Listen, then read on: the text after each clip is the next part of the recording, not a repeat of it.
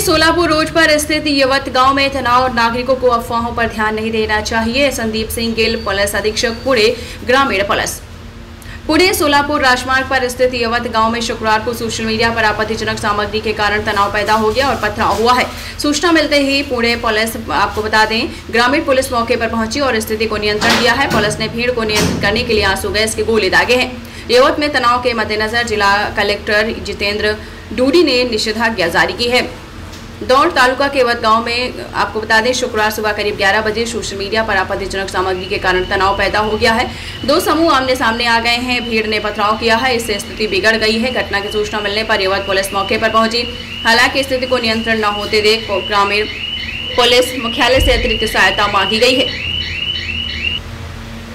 भीड़ ने घरों, दुकानों, धार्मिक स्थलों पर पथराव किया है। स्थिति को नियंत्रण से बाहर होने से रोकने के लिए पुलिस ने आंसू गैस के गोले दागे हैं। हल्के लाठीचार्ज से स्थिति को नियंत्रण में किया गया है। कोल्हापुर रेंज के विशेष महानिरीक्षक सुनील फुलारी, पुलिस अधीक्षक संदीप सिंह गिल, अतिरिक्त अधीक्षक गणेश बिरादर, रमेश चोपड़े ने घटनास्थल का दौरा किया और भीड़ से शांत रहने की अपील की। सोशल मीडिया पर आपत्तिजनक सामग्री प्रसारित करने वाला एक युवक गाँव के सहकार नगर इलाके में रहता है। भीड़ ने आपत्तिजनक सामग्री प्रसारित करने वाले युवक के घर पर हमला कर दिया। पुलिस ने मौके पर पहुंचकर स्थिति को नियंत्रण में लिया। पथराव में घर पूरी तरीके से क्षतिग्रस्त हो गया है। इस घटना में कोई घायल नहीं हुआ है। 26 जुलाई को गांव में एक मूर्ति के अपमान की घटना हुई थी, तभी से इलाके में तनाव का माहौल था। तो शुक्रवार सुबह आपत्तिजनक सामग्री को लेकर विवाद छिड़ गया। गुस्साई भीड़ ने दोपहिया वाहनों में आग लगा दी। पुलिस ने यावत गाँव में कड़ी सुरक्षा व्यवस्था की है।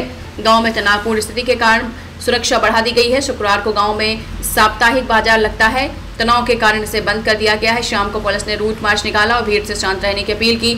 आपत्तिजनक सामग्री प्रसारित करने की घटना के मद्देनजर ग्रामीण पुलिस की साइबर सेल की टीम सोशल मीडिया पर नजर रख रही है। यवत गांव में आपत्तिजनक सामग्री प्रसारित होने के बाद तनाव व्याप्त हो गया है। पुलिस ने स्थिति को नियंत्रण में लिया है। आपत्तिजनक सामग्री प्रसारित करने वालों और कानून व्यवस्था में बाधा डालने वालों के विरुद्ध कड़ी कार्रवाई की जाएगी। नागरिकों को अफवाहों पर ध्यान नहीं देना चाहिए। संदीप सिंह गिल, पुलिस अधीक्षक पुणे ग्रामीण पुलिस। FSC न्यूज के लिए मुन्ना वसावट रिपोर्ट। फेसबुक, व्हॉट्सॲपवर एक सोशल मीडिया स्टेटस ठेवला आहे आणि तो जो स्टेटस आहे तो ऑब्जेक्शनेबल आहे आणि त्यामध्ये गावाचे काही लोकांचा विरोध आणि ऑब्जेक्शन होता, म्हणून त्यांनी पोलिसाला रिपोर्ट केला। इमिडिएटली तो तरुण आहे त्यांना पोलिसांनी कस्टडीमध्ये घेतला आणि त्याच्या विरुद्ध जे आहे कायदेशीर कारवाई सुरू केली। म्हणून त्याच वेळी गावाचे जे लोक त्या ठिकाणी रिपोर्टिंगसाठी किंवा त्याच्या बरोबर आले होते, त्याची मीटिंग सुद्धा करण्यात आली की तुम्ही गावात शांतता ठेवा। परंतु तेव्हापर्यंत जे स्टेटस होता ते ऑलरेडी व्हायरल झाला होता आणि एक इमोशन, हायटन्ड इमोशन, एकदम रिस्पॉन्स आला आणि गावाचे लोक जे होते ते देखादेखी एकाचे मागे एक ते रस्त्यावर आले। रस्त्यावर येऊन त्यांनी वेगवेगळे ग्रुप करून गावाचे वेगवेगळे भागाकडे जाण्याचा प्रयत्न केला आणि एक दोन ठिकाणी त्यांनी तोडफोड करण्याचा प्रयत्न सुद्धा केला आणि त्याच वेळी जे पोलीस फोर्स आहे इमिडिएटली त्यांनी आमची प्रथम जे पोलीस पार्टी होती त्यांनी रिस्पॉन्ड केला आणि 15-20 मिनिटाच्या सुमारास आमची बाकी पोलीस तुकड्या त्या ठिकाणी आल्या आणि त्यांनी महाराष्ट्रामध्ये जातीय आणि धार्मिक दंगली घडवण्याच्या सुपाऱ्या या सरकार पक्षातर्फे दिल्या जातात। महाराष्ट्र पूर्वी असा नव्हता।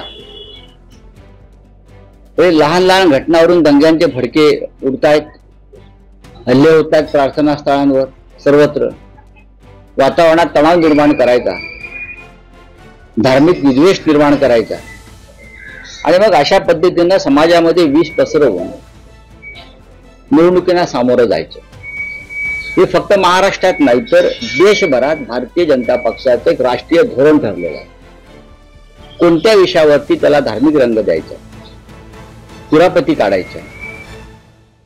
महाराष्ट्रात अशा प्रकारच्या घटना वारंवार घडतायत। याचा परिणाम महाराष्ट्रातल्या उद्योगधंदा आणि रोजगारावर होतो आणि विकासावर होतो। पढ़ते रहिए fight against criminal daily newspaper.